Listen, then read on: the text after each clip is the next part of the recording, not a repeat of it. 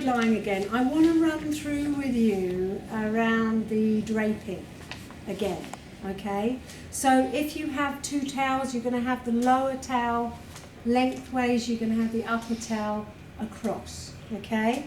If you want to make somebody really nice and comfortable, you're going to put something between their knees. This is important to get their hips more steady, and everything is more, helps them feel comfortable, secure, more relaxed. Then you can start to work, okay? Now, she has a bra on still, but we need to... Yes, we need to make sure she feels secure, and we need access to what we're doing, okay? So I'm going to ask her to bring her hand out. I'm going to keep it out there, okay? And she can bring the hand over. And what we can do, and get her to do it if you want, can you tuck that tail under you? Gladly. Gladly. Okay, excellent. So now, if you all want to come behind, you can see what this is helping to achieve. And you too, Jackie, thank you. Okay. So what we can then do is take the towel over, and her arm's there so it keeps it secure, okay? And then we can undo, and we can tuck in this lower towel into the underwear. And then we've got her feeling nice and secure, and we can work on what we're doing. We've got access to do what we're doing. Now, this only works if I'm not using the arm to mobilise. But I'll show you. But there's ways of helping keep the client feel secure at all times. Now, somebody said about the way I get people in the right position, right? You can see her left shoulder is further forward than I want it to be. I want her to be quite nice and straight there. So I'm going to come under, usually using that, and just bring her out a little bit more. That's it. It's just, actually, she did it herself. Did you see that? Yeah. It was just giving her the indication of where I want her to be. This cushion is going to go horizontally, so it's not in my way.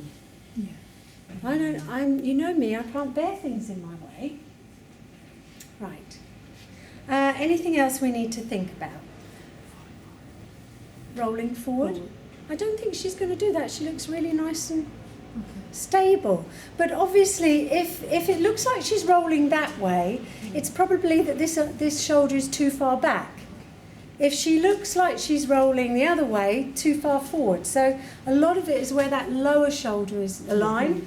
Also, if she brings her knees right up, then that makes her much more secure, okay? And it also means that this area here is soft. If you see that we've shortened this area, so actually it's really nice and soft in there. See how easy it is to do that concertina?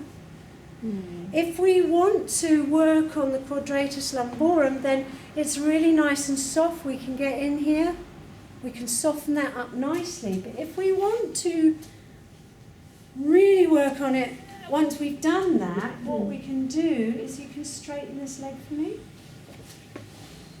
Now you see I've lengthened that area.